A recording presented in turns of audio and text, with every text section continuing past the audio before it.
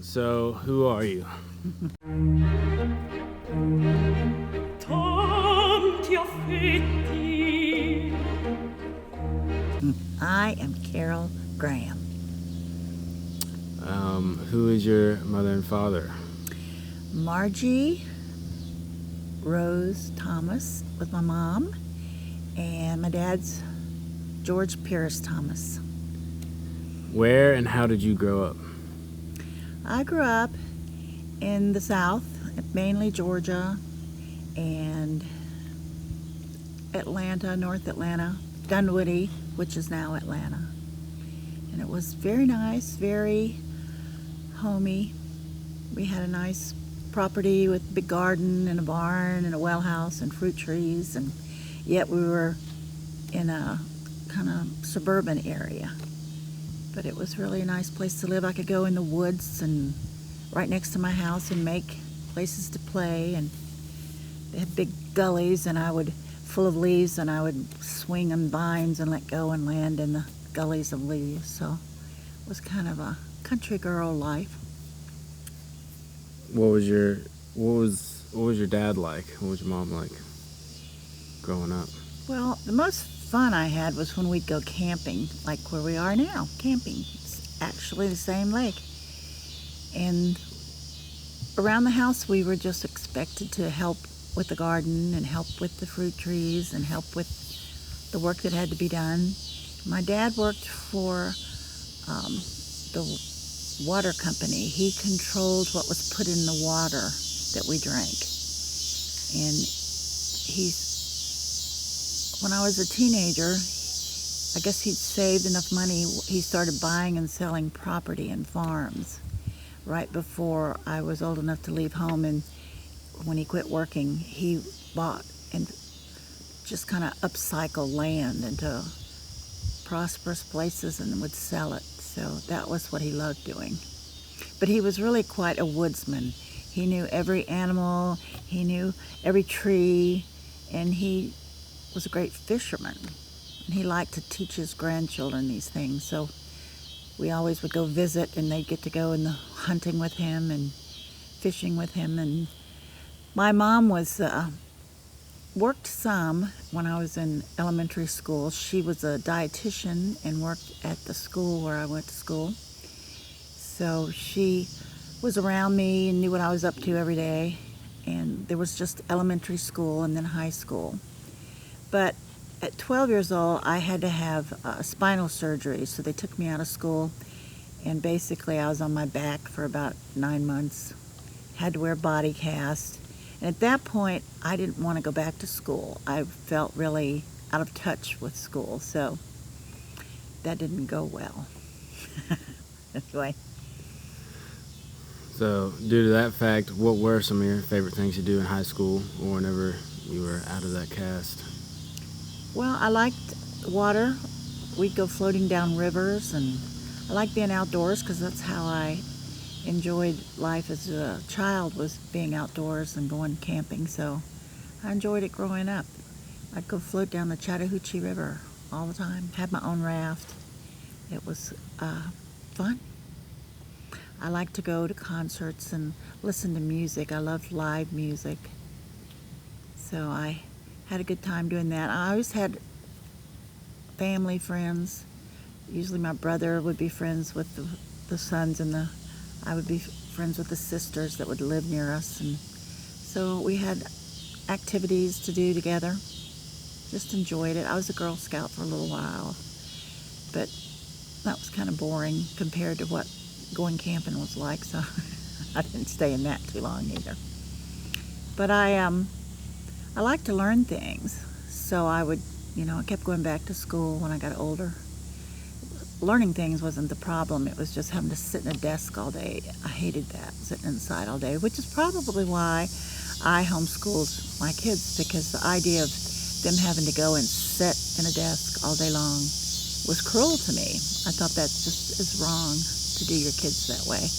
I mean, I realize people have to, they have to work, but I was very blessed to be able to be home because I like teaching. I think that's what one of my natural gifts is teaching, so I didn't think of it as work. I had friends that homeschooled, and we get a hotel room for a night and a day and bring all our books together and sit and do a curriculum for a year, which if we did a third of it, that'd be good, but we had fun doing it. We had families and friends that homeschooled with us, so that was very enjoyable for me to be able to teach my kids, and every day we could go do something if we wanted to, or we could just stay home and learn things. Well, back to when you were younger, what were some historical events that you lived through or that you remember? I don't really I remember- remember. They kept. I mean, they didn't even take me to funerals. The saddest thing that happened was on a Christmas day, my aunt called once, and she asked to speak to my mother, her sister, my Aunt Edna. And I hollered and I told my mother, telephone, and I guess she didn't hear me. So it was really bad because she saw the phone laying beside it, and she picked it up, and her sister was telling her that her youngest sister had died in a car crash, and she had 5 kids, and they went off a bridge at Lake Lanier, and they all drowned, but one little girl, somebody jumped in and got the little girl out. And so that was such a horrible thing, and for the longest time I felt like something about it was my fault because I didn't get my mom to the phone. So that probably was the youngest time that I remember something really bad happening.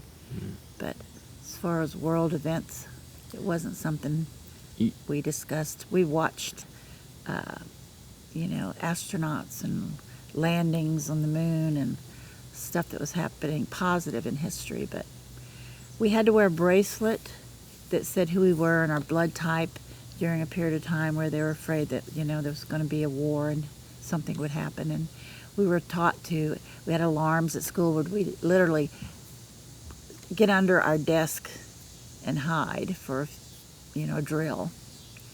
But I don't know, that never concerned me too much. Didn't you almost go to Woodstock? Yeah, I had tickets, but I gave them away.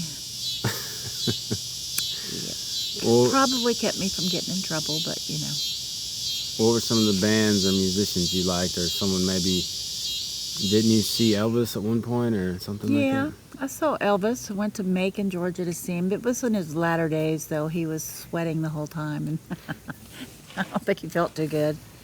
But I saw, I worked in downtown Atlanta when I was young, and I lived in a commune for a while.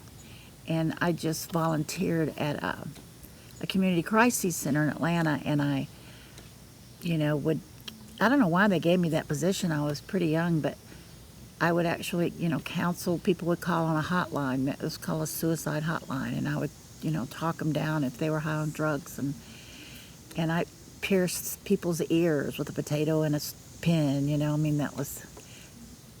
I played chess. I'd sit there and play chess with people.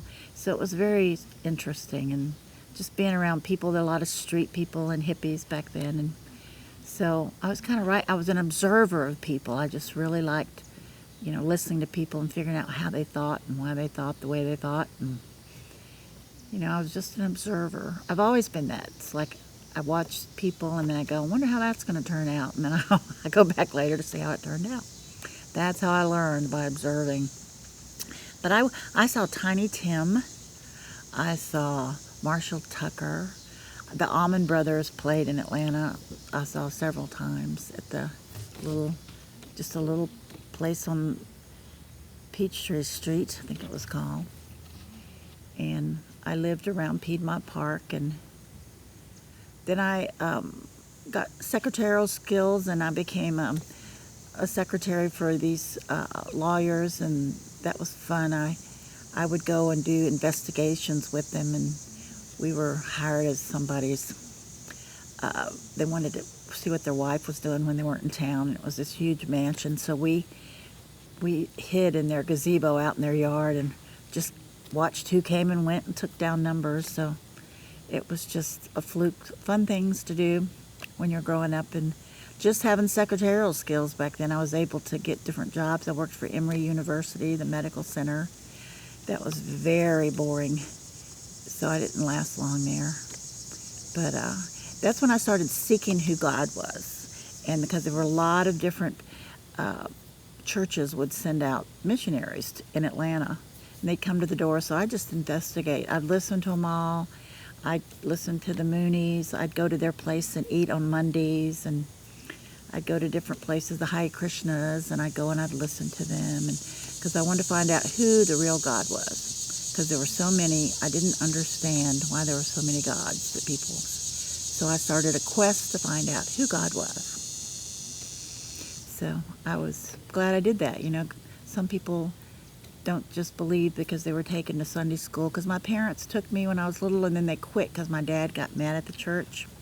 He was in some big church in Dunwoody where they wanted you to, you know, go straight to deposit in their bank account, and then when they decided to build a pool in their basement, he decided he didn't want to go to church anymore. So I didn't get to go anymore, and so that's, as a teenager, I went to find out myself. So I came across these people, and they were called, you know, the Church of Atlanta. They said that they planted churches in every city, and they would name it the name of the city, Church of Atlanta, Church of Roanoke, wherever they were.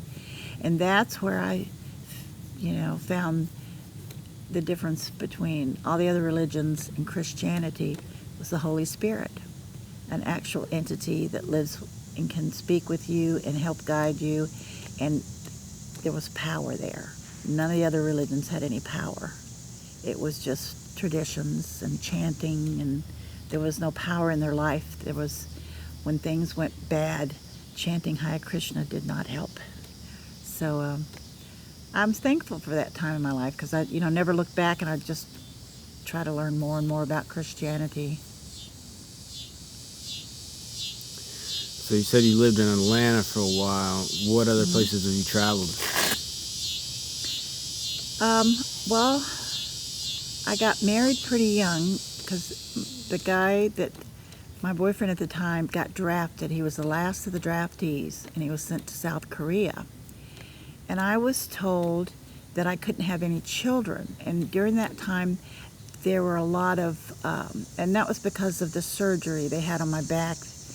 I heard the doctor say something about this was how they did my back was going to screw up my pituitary gland, which would make it almost impossible for me to have kids. So I loved babies, so I thought I'll have to go find a way to adopt one. So when my boyfriend at the time got drafted and sent to Korea, I thought, here's the way. So I went to Korea and I adopted my first child, Sean Oak. And that's a long story in itself. But anyway, I lived there for almost a year. And I lived in the village, not on base. So I really enjoyed it. Once again, I floated down rivers. I went rafting. I lived outside, and I carried Sean on my back like the natives did their kids. But I enjoyed the military protection, but I enjoyed the Korean. I had a lot of Korean friends at the time. So I lived there and lived in Kansas for a little while. I didn't think much of Kansas. The wind blew all the time, and I just couldn't get control over my hair. It's like camping. You just, you know, no matter how you walk out of the house, when these winds hit you, by the time you got in your car, it was all over. So I didn't like, you could see forever and there was nothing there, just flat fields. So I couldn't handle that, being a southern girl. I like seasons. Lived in California, in Capistrano Beach and Newport Beach, and that was interesting. So, and then ended up back in the South again. Well, how did you meet Dad? I lived in Atlanta. After I got married and adopted Sean, we weren't committed at the point. I wasn't a Christian. I did it strictly to go adopt a child. And so we got divorced, and I lived in downtown Atlanta behind Manuel's Tavern, Ponce de Leon. And I worked at a huge Lloyd's of London insurance agency. And Ernie had a gas station on the corner, around the corner from me, and his brother and his dad. And so they had 2 gas stations across from each other, I think it was. But anyway, so a friend of mine that worked with me, she said, gosh, you ought to go see this cute guy down at the gas station. He's really cute. He's really nice, you know. And I had a car. It was a little station wagon, Woody station wagon.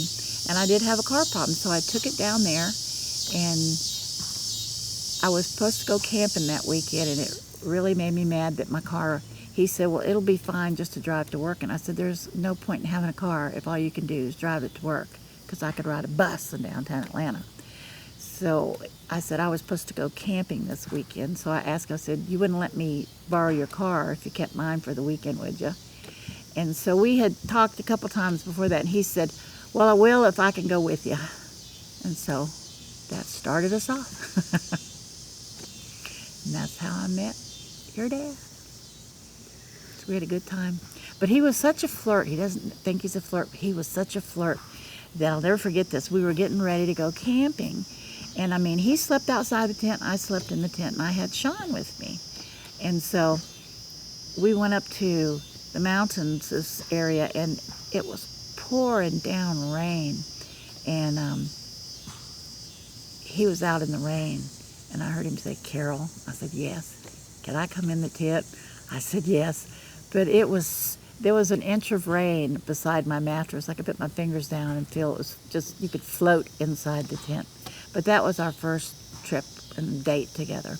But as we were packing to get ready, we were at his house, and his roommate was there. And he was back in his room packing, and I was sitting out there watching TV or something on TV with his roommate. And one of the parts girls I recognized came in and said, you know, I'm here to see Ernie.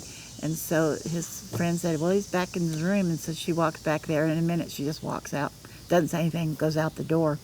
And then Ernie comes in all embarrassed, and he said, well, she wanted to go with us.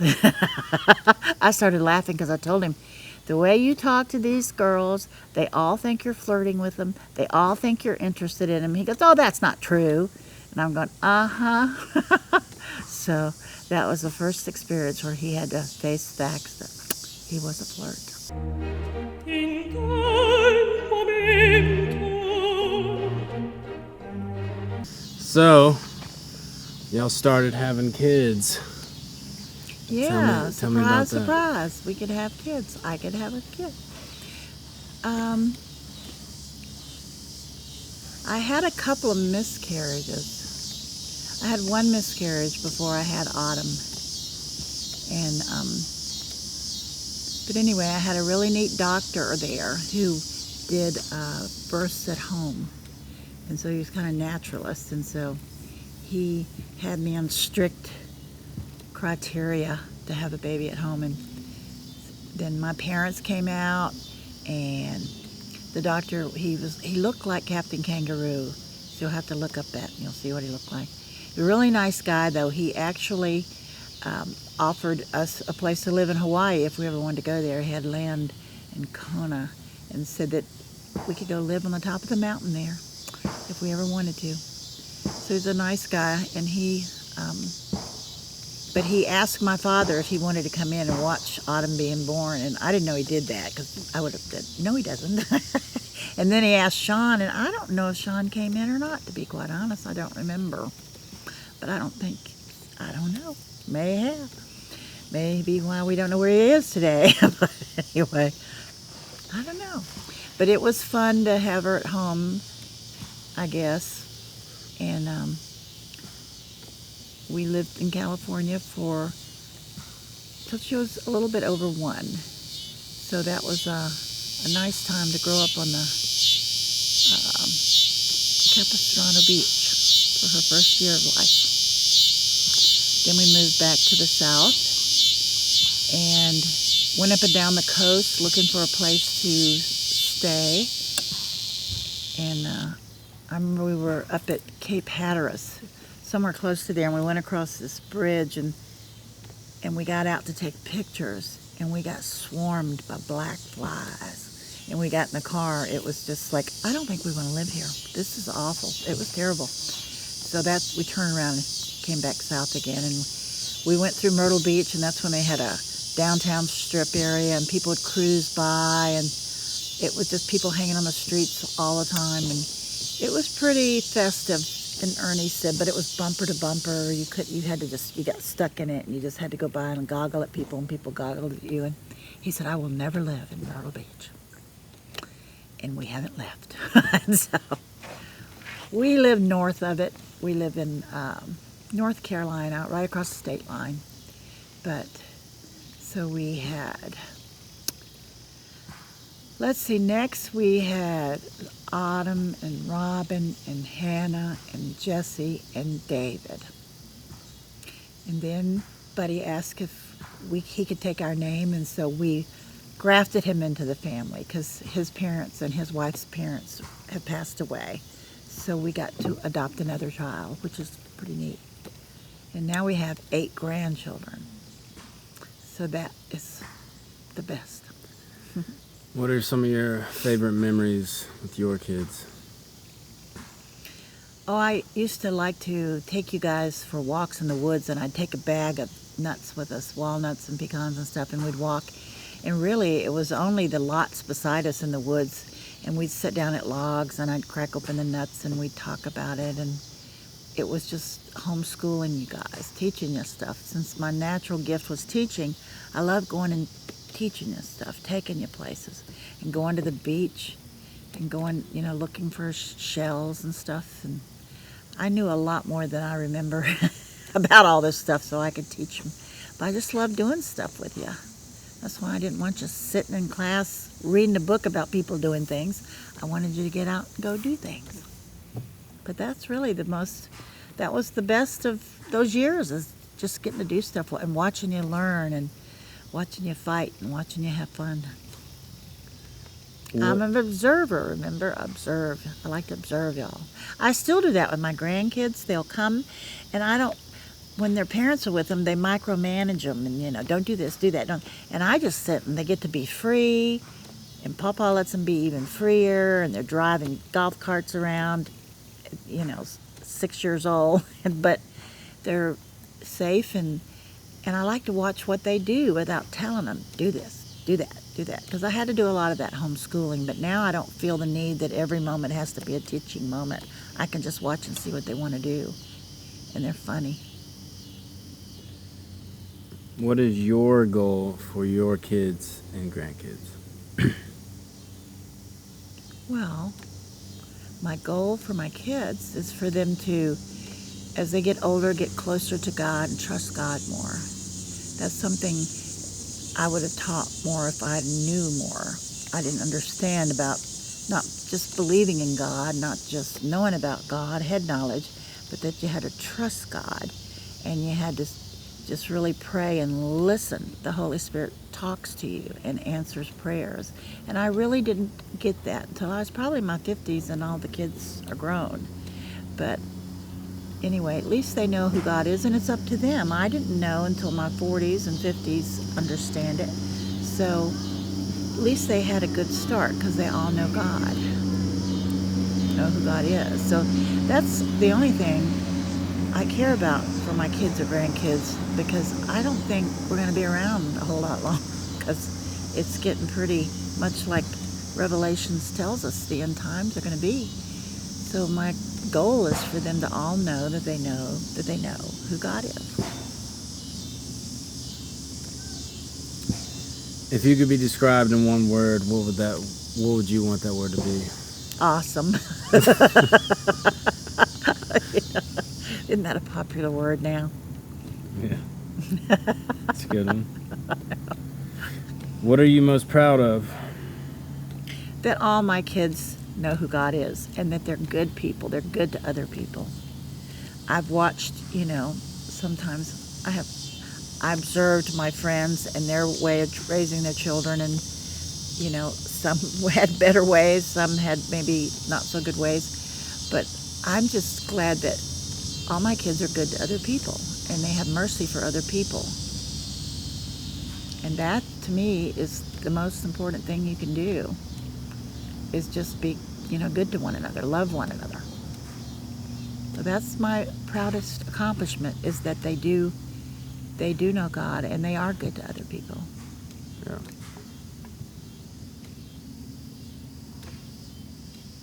If you had one piece of advice, what would it be? To who? To anybody. Just keep seeking God. Don't stop with man or his religions, and don't stop with, okay, I know who he is. Just keep seeking God till you know that you know that you know. And know why you know. Because it's a great life to be able to trust God and to find joy in knowing that this isn't all there is to life. There's eternity with God. And that's my advice, to keep seeking God. Get wisdom. He says to get it. That means you have to go for it. You don't just sit and hope it falls on your head. What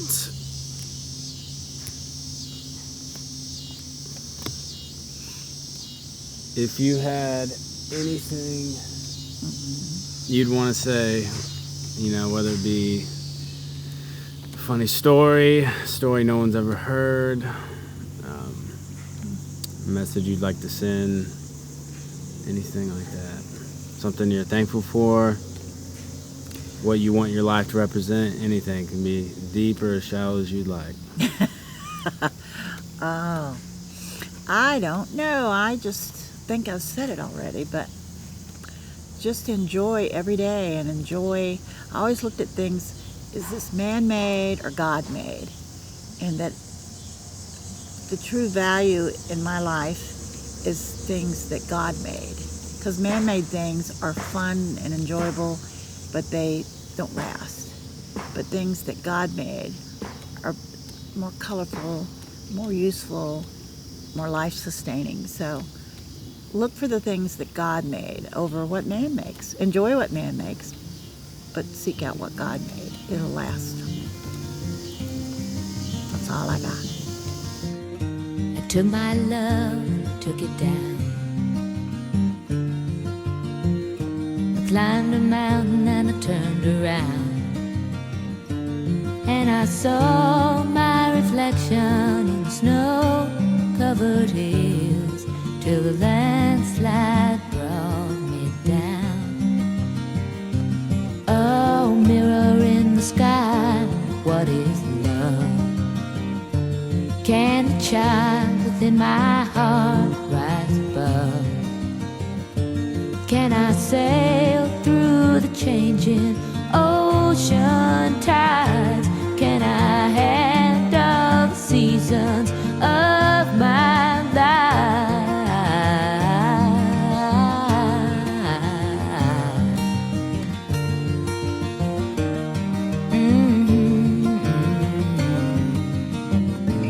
Well, I've been afraid of changing, 'cause I've built my life around you. But time makes you bolder, even children get older, and I'm getting older too.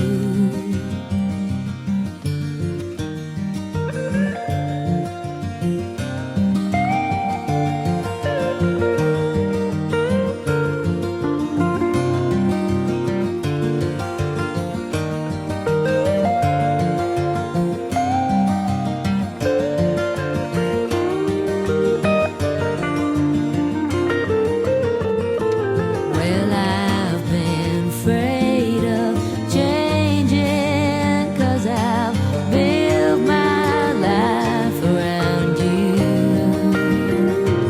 But time makes you bolder, even children get older, and I'm getting older too. Oh, I'm getting older too. Ah, take my love, take it down. Ah, climb a mountain and turn around. And if you see my reflection in the snow-covered hills, where the landslide will bring you down. And if you see my reflection in the snow-covered hills, well, a landslide bring you down.